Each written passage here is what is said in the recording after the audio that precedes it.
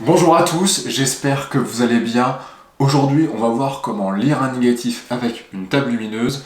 C'est très intéressant pour savoir déjà si votre négatif est bien exposé et en plus, c'est fondamental si vous voulez faire du tirage. Donc, niveau matos, j'ai cette tablette, c'est une Kaiser Slim Light Plano. C'est une tablette qui est très fréquente, qu'on trouve très facilement. Elle est assez fine, elle se recharge assez facilement par un câble, mais vous avez plein d'autres alternatives sur le net. Donc je vais prendre un négatif moyen format, ça va être plus simple pour la démonstration. Je vous conseille de toujours procéder de la même manière. Moi par exemple, je commence toujours par regarder les ombres. Alors les ombres, c'est les parties les plus claires, les plus transparentes de l'image. Ce qu'il faut vérifier, c'est d'avoir des détails et de la matière dans ces parties. Donc si on prend ce négatif, on voit que les parties les plus claires, qui vont être les plus sombres, ça va être surtout cette zone-là. Donc ce qu'on va faire, c'est qu'on va prendre la loupe et on va aller regarder si on voit encore des détails dans ces parties. Donc j'ai positionné la loupe au niveau d'une des parties les plus claires et on distingue bien encore les formes des feuilles et les différentes densités de l'image. Donc on peut dire que le négatif est globalement bien exposé au niveau des ombres. Si vous n'avez pas de détails dans vos parties les plus claires, c'est que vous avez sous-exposé votre film ou que vous l'avez sous-développé. Ça peut être aussi un parti pris, c'était peut-être ce que vous vouliez à la base, mais si vous voyez un négatif qui est très clair, donc il faut se poser la question de votre exposition. Si maintenant on regarde les parties les plus sombres du négatif qui correspondent aux hautes lumières, donc ça va être évidemment le ciel qui est ici, et là la coque du bateau qui est plutôt blanche dans la réalité. Donc là, même chose, il faut regarder avec la loupe si on a bien des détails, si on a encore de la matière dans les zones.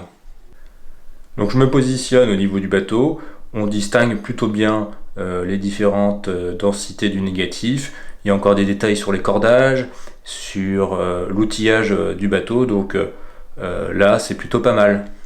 Donc je vais ranger le négatif moyen format et je vais aller prendre des négatifs avec des exemples d'images surexposées ou sous-exposées, et pour ça on va aller prendre mes premières pellicules que j'ai faites en argentique. Donc voici l'une de mes 5 premières pellicules, et j'avais fait une expérience à cette époque-là. J'avais fait ce qu'on appelle un bracketing. Donc vous aviez ici la vue normalement exposée, là vous avez une vue qui va être surexposée, et là vous avez une vue qui va être sous-exposée. Ça permet donc de voir les différences si vous modifiez votre exposition. Donc le négatif qui est normalement bien exposé, vous voyez, on a un bon équilibre entre les hautes et les basses lumières, on garde des détails à peu près dans toutes les parties de l'image, alors que si vous allez dans le négatif sous-exposé, une bonne partie de l'image est bien plus claire et vous aurez beaucoup d'ombre et pas forcément de détails dans ces zones-là. Si maintenant je prends la vue qui est surexposée, vous aurez une image qui sera bien plus claire sur toutes les zones les plus sombres, et on perdra peut-être du détail dans la lumière, même si là le ciel n'est pas très visible. Donc globalement, je pense que l'image sera toujours potable.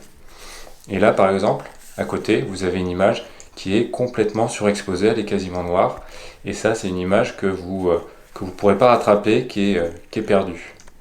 Alors ce qui est pratique quand vous avez une table lumineuse, c'est que vous pouvez prévisualiser les vues avec des applications. Donc là, si je mets la vue surexposée, on voit qu'elle est un peu plus claire. La vue normalement exposée est plutôt pas mal. Et si je mets la vue sous-exposée, elle est un peu plus sombre.